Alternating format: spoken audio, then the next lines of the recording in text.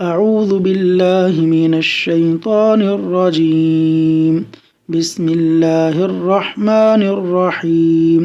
جسمانی دردوں کا نبوی علاج۔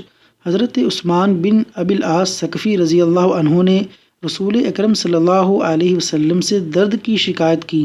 یہ درد وہ اپنے جسم میں اسلام لانے کے وقت سے محسوس کر رہے تھے، تو رسول اللہ صلی اللہ علیہ وسلم نے ان سے فرمایا، اپنا ہاتھ اس جگہ رکھو جہاں تم اپنے جسم سے درد محسوس کرتے ہو، اور 3 مرتبہ بسم اللہ کہو، اور پھر 7 مرتبہ یہ دعا پڑھو، اعوذ باللہ وقدرتہ، اعوذ باللہ وقدرتہ من شر ما اجد واحاذر، من شر ما اجد واحاذر۔